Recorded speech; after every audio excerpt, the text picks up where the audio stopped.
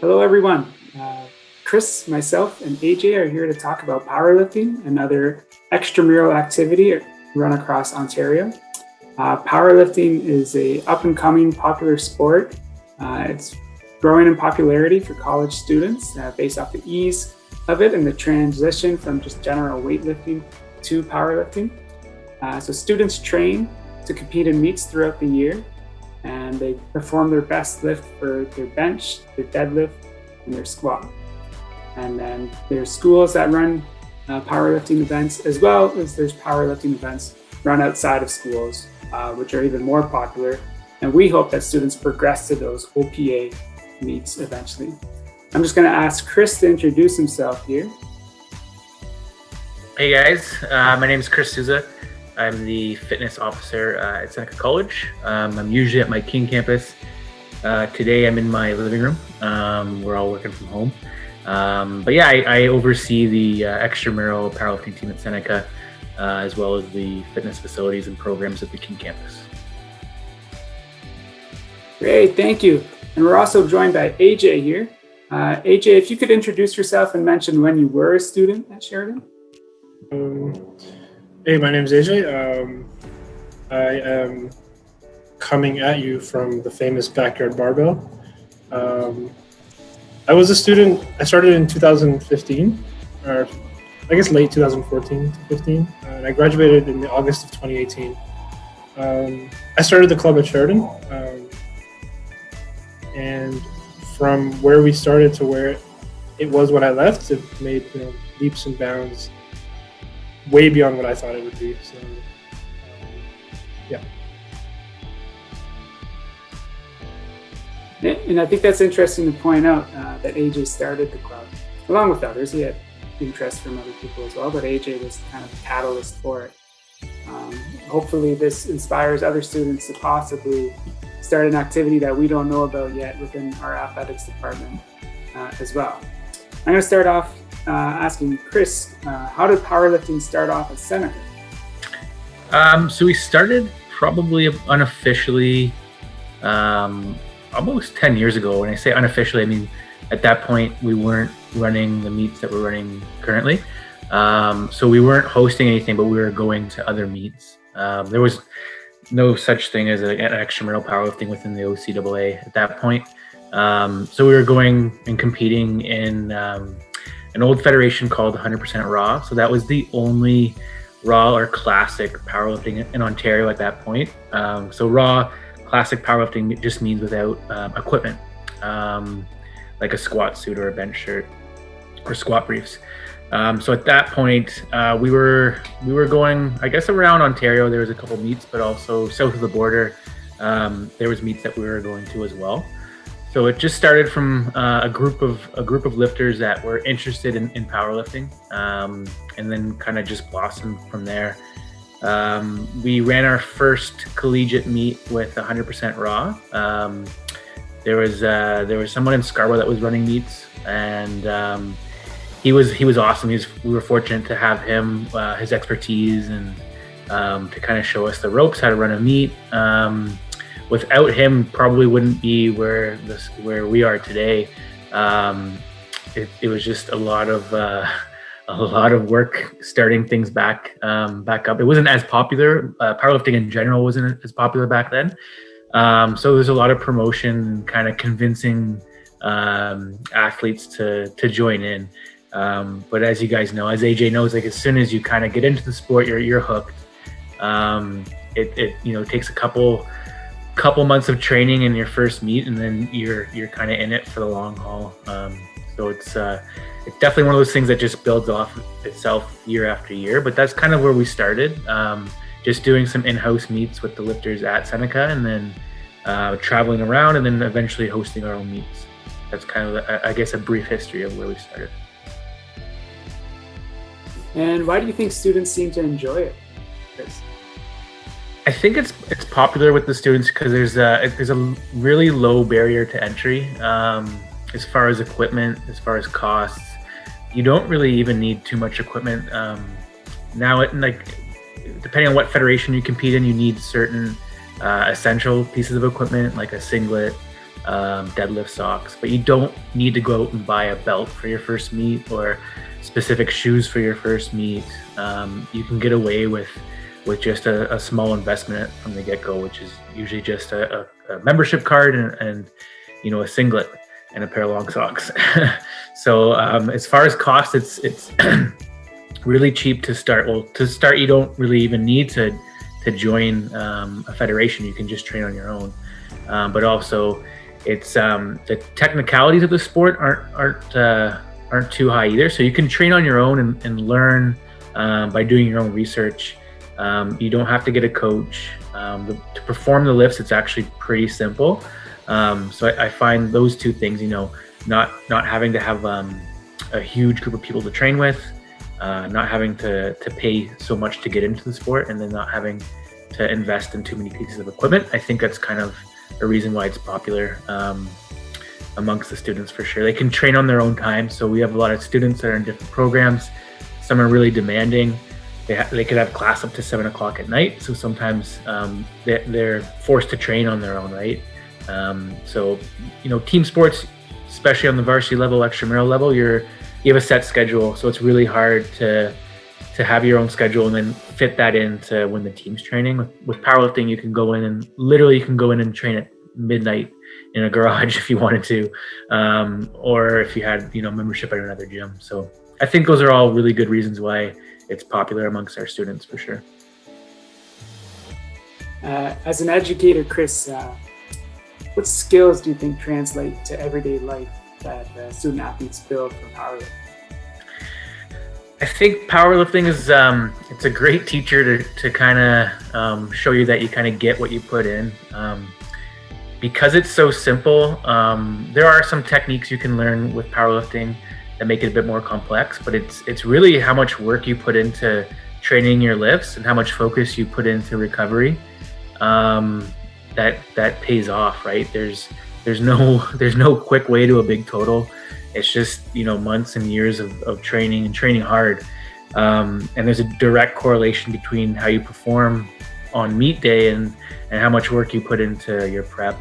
So I think the lesson of hard work is definitely something that you can get out from the sport. I know AJ, you guys are a part of a team there at Sheridan. What kind of team building, team bonding skills do you guys get? Well, I can give you the student answer, but I feel like there's a more professional answer to be had. Yeah. The way we had ours set up was, it might not have been as formal at the start, just because. So my initial struggle that summer when I started it, I was by myself and I didn't really have a lot of guidance because I hadn't met you. I knew about you, but I knew about you from the competition standpoint. I didn't know you were the Seneca guy. I didn't know right. you were running the show there. So my initially struggle came from mostly finding a facility that actually hosts our lifters. We have a gym at Sheridan called the Eric. It's more of like a recovery studio sort of thing. So health students use it, but it's kitted out, with full Rico, nice racks, nice equipment, right. Great strongman equipment. And so when I started the idea, I tried to go through SSU and start a club. And SSU is our Sheridan Student Union. Mm-hmm.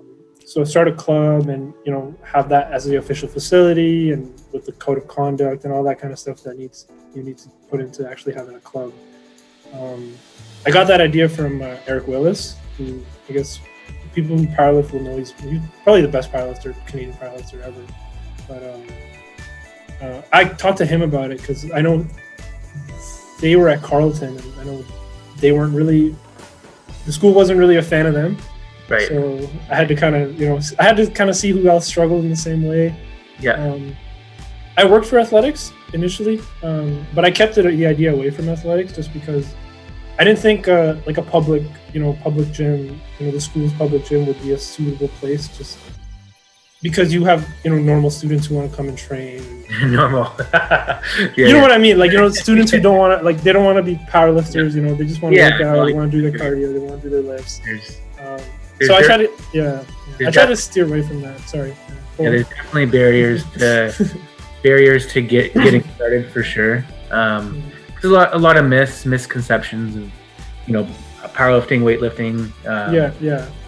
But I think that's a great way for you guys to start it, is something more social based, less. Sometimes you scare people away, right? If it's too like, this is like rigid. And some schools, it really helps to go through the student union first to establish yourself and work with athletics. It really depends on the situation at your school, right? Well, for us personally, athletics, actually, I went to them later, even though they were my employers at the time. I actually brought it up to Tahir, and Tahir, like, without hesitation, was like, man, we'll just do it ourselves. Don't worry about it. Whatever you need, we got you. Just as long as you take care of, the actual powerlifting, whatever else you need outside of that, it's like, I had the full sport of athletics when I was there.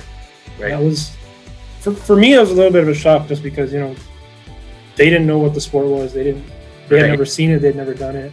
Right. They were all in from like day one, which was pretty amazing. Yeah.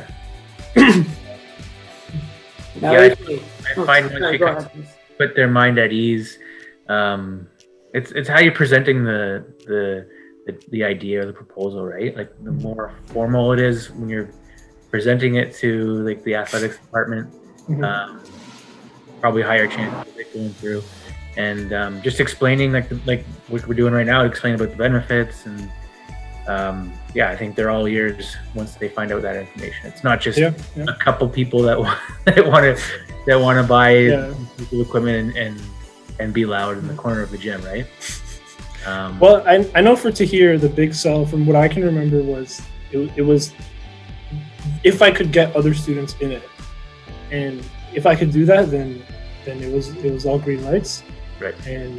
But I already knew I could do that. So just because I had already made friends there, I was already in my first year at the school, and I knew people like lifting, and I knew that they would just, I felt like there would be benefit for, like, the student body, at least. Absolutely. From people that I was involved with, that it could spread and it could become bigger, which it did. So I guess it was a good hunch.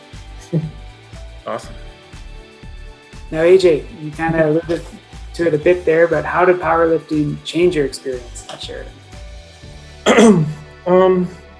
Well, initially I was in the sport personally for the fitness and mental wellness aspect of it, I guess. I kind of didn't really have a lot of things going on when I was younger, so I got into lifting just why everybody else gets into lifting, just to get big and whatever. And then over time I made some friends, and we started kind of getting more into powerlifting, just because it was more fun than bodybuilding for us.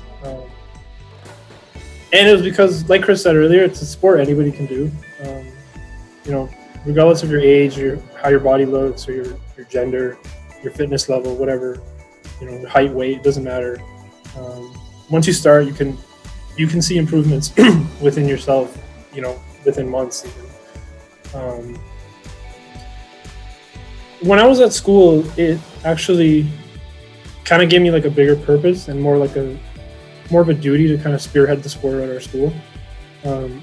After I was gone, I was lucky enough to have, students who stepped up into leadership roles. I had, Neil, Yusuf, Kai. I'm sure I'm missing a few, but they were able to kind of take over after. And for me personally, like, I was never the best at logistics or training people or anything like that. So I was really, really lucky to have kind of like I said, students who stepped up into those leadership roles. And all it did was just kind of help me along. That's about it. Now, you hit some key points there that educators like to hear. What would you say was your fondest memory of powerlifting at Sheridan? Well, So I actually have a few, I think, that kind of always stick out to me. One of them was running our own events, which when we started it, I personally saw that as like impossible. I never thought we would ever be able to do that with our facility, and just with seeing how Chris did it. He had kind of, I wouldn't say it's a smaller space, but it was a little bit more an intimate space. Your chairs are close to the platform. You have an area for your warm-ups. Just the way with our gym setup and stuff like that, I wasn't sure if like basketball court was the best place for it, or did we need to move our entire weight room into the other half of the court so we could warm up in there? And just kind of like stuff like that where I had competed at a different level, and I'd seen things the way they did things. And so in my head, that was kind of the only way to do things. So it was kind of like a mistake on my part, which obviously didn't affect it too much because we were able to run our own eventually. Initially, so the idea was that we have a team that just went out and competed, and the fact that we were able to like host and have that atmosphere and the amount of volunteering and support we got from the school is something that still kind of sticks out to me to this day, which at the time I didn't really notice it, but thinking back, it was just, we had like way more volunteers than we needed. We had like all the support in the world for pretty much just whatever we needed. It was an army of volunteers. Yeah. So absolute army. It was crazy.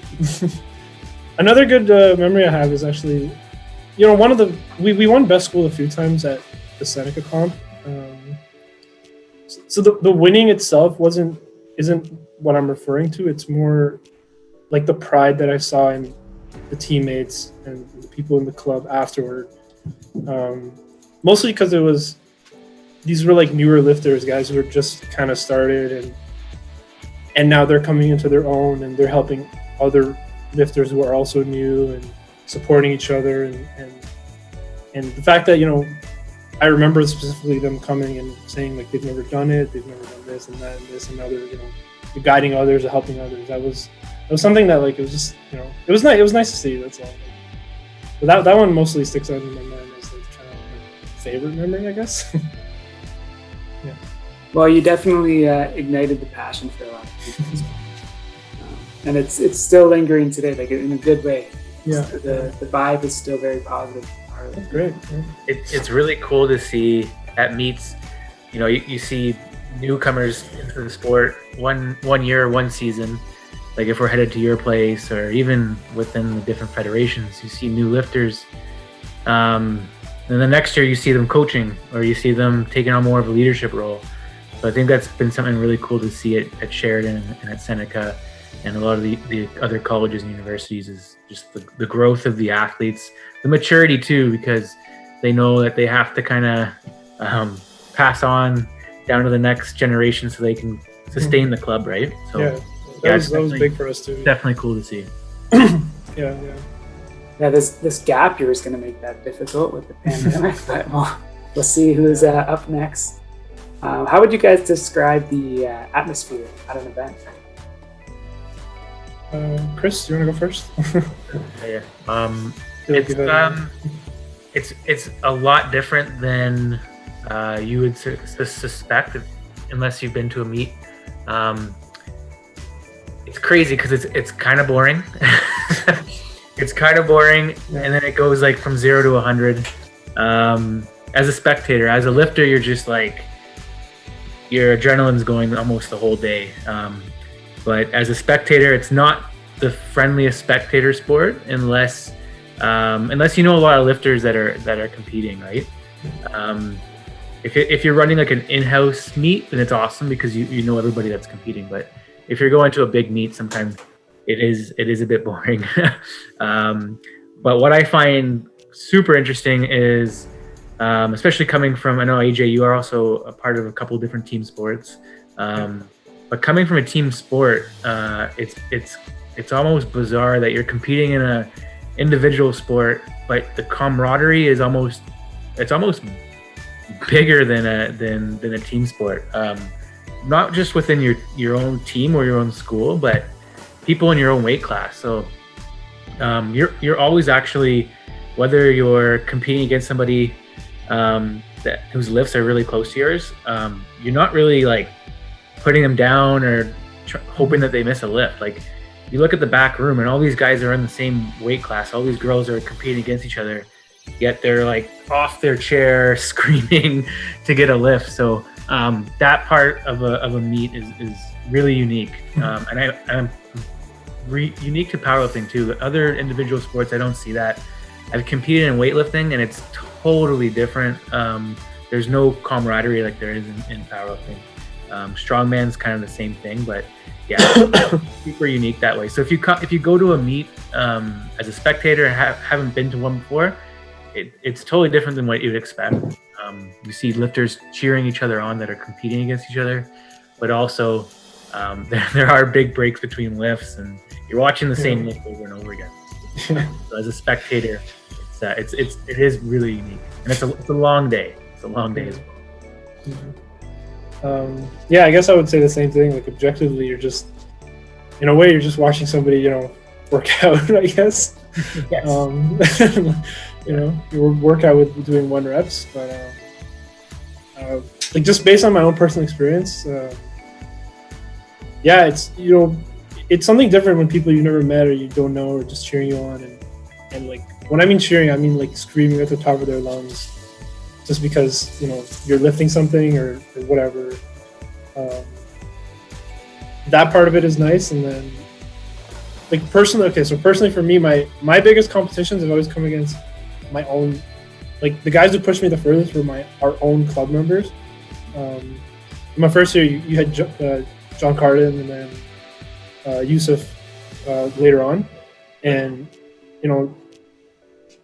when they're trying to beat you and you're trying to beat them, but they're still cheering you on. They're happy for your lifts, and you're doing the same thing for them. It's just I play rugby as well, and you're never going to find that on a rugby field where you run over somebody or stiff arm someone and they come to you and give you a high five saying like, hey, great job, man. Like, yeah, no, that's it's definitely unique. It's one of the most unique sports you could probably maybe not sports, sorry, unique kind of like thing, I guess. You could in a competitive atmosphere, it's like one of the most unique things you could experience. Yeah. And Chris, this is a question for you. What advice would you give someone in our role at another school who's interested in powerlifting? They want to start it, but they don't know what to do or where to start. It's one of those situations where if you build it, they will come. It was we didn't really know what we were doing when we started. We just started from scratch basically, and it evolved and got bigger and bigger, and it's a great outlet for the students, and it's one of those things that I find it's just always going to be popular now that it's kind of hit the masses. So I would say find a couple of students who are super interested in it, especially if you don't have the technical knowledge of the sport, and they'll do a fantastic job recruiting. Like AJ at the beginning, like you just give them some resources and it'll happen overnight almost, right? Like they'll come back with 50, 60, 70 students that are interested in it, right? So it's just a matter of finding those key leaders and then going from there. Like the cost of entry is very little. Even when you're first starting out, you can borrow equipment from other schools to run meets. You can use your regular gym equipment for your teams to train. You don't have to go and invest big chunks of money into certain equipment. So I would just say, take a dive into it. The resources are minimal. Find your 2 or 3 key leaders within your gym, and go from there. And ask questions from others. Everyone's willing to help out, especially if they're passionate about the sport. They want to see it grow, and I find people at other schools, like, they know the value of the sport and what it can bring to the students. So they're more than happy to come, even help out on meet day, but leading up to the meet as well. Perfect. And AJ, what advice would you give a student at another school who's in your situation that wants to get the powerlifting club started? Well, so the way ours started is kind of interesting. Initially, it was just a little idea. And then we have a counselor at our school named Ed who pushed the idea along into something where he kind of opened my mind a little bit to it, in a way where it's not for me, it's for everybody else. And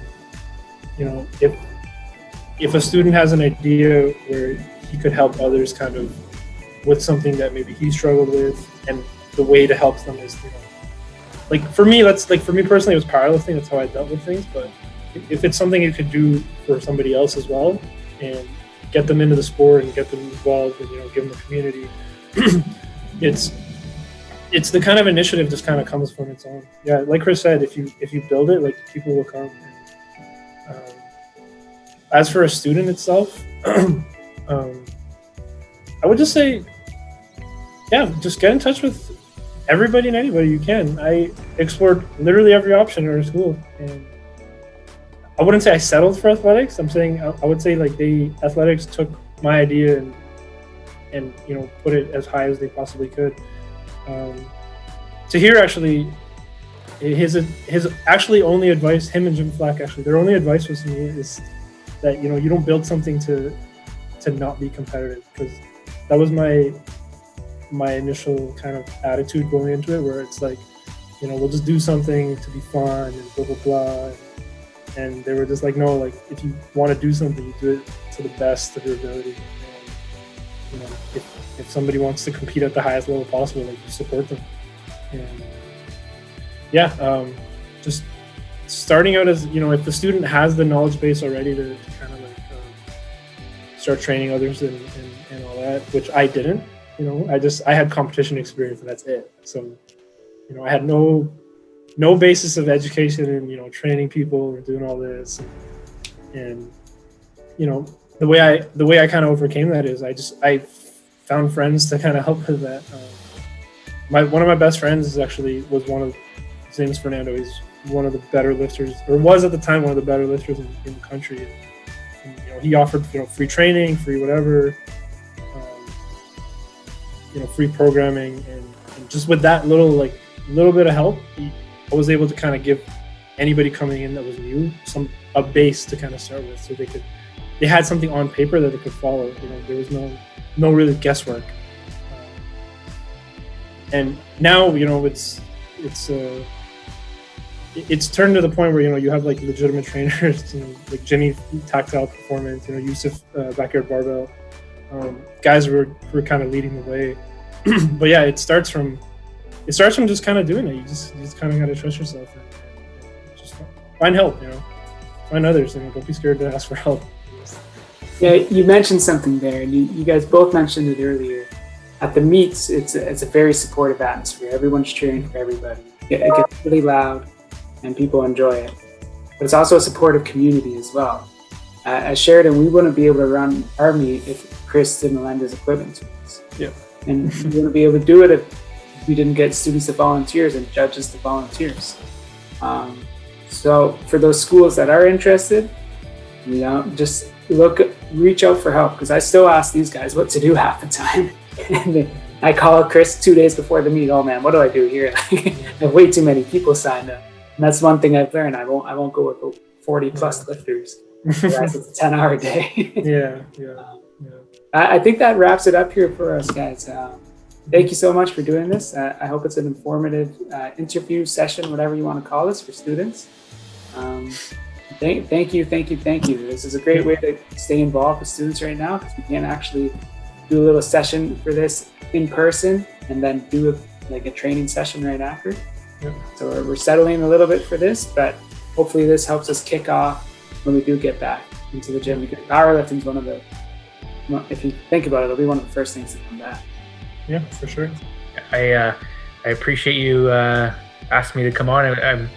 I'm happy to connect with you guys and see your faces, and it's been a while, so I appreciate jumping on here. Thank you very much. Yeah, thanks for the invite as well, Rory. And as a thank you to you, AJ, I might buy you a razor.